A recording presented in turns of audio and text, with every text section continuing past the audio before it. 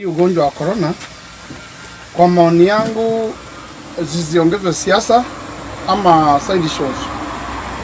Kila mtu ni stakeholder. In fact, Mutahi Kagwe ametuambia 90% ya Wakenya ya individual ndio watafanya hii ugonjwa uishe.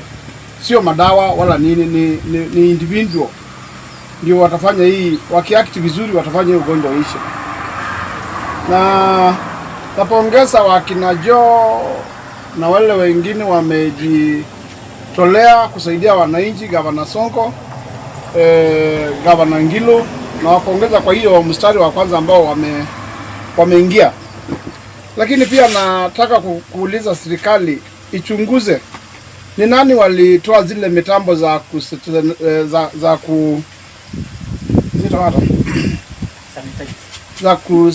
sanitize watu pale Nairobi, zile songo ambao waliweka pale Kibra na akaweka zingine pale Kenicom. Na wakati tunaona serikali wanatuma askari wanaondoa hizo vyombo na zinasaidia watu, swali ambao Wakenya wanataka kujiuliza na wanajiuliza ni kwamba kwani serikali upande mwingine wanataka kusaidia corona?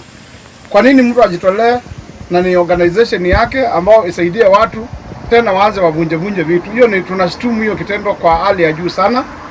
Mimi naamini kwamba Songo Rescue Team ina capacity, imekuwa na capacity. Hata wakati mwingine alipeleka chakula Turkana, akapeleka chakula Ukambani, na sasa wakati wa kwa corona, na juzi nimeona akipeana chakula pale Mua na watu wakikeep distance.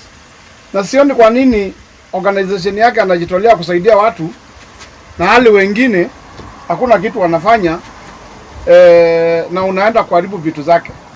Hii si wakati wa chuki, hii si wakati wa vita. In fact, ningeuliza hata Jubilee wakome hizi vita zao za ni nani atakuwa neki, ni nani atakuwa nini. Kwa maoni yangu, tuanze kupambana na hii ugonjwa, na kila mtu ashike mkono hii vita ya kupambana na hii ugonjwa wa corona. Hii mambo ya kusema ati huyu ameweka hii mwenye, kile kitu ambao itasaidia yoyote itolewe isaidie watu. Na katika hii kupambana na hii ugonjwa wa corona, serikali inatuambia imetumia 40 billion. Pia tunataka uwazi katika hiyo 40 billion. Tujue ni nini wamenunua,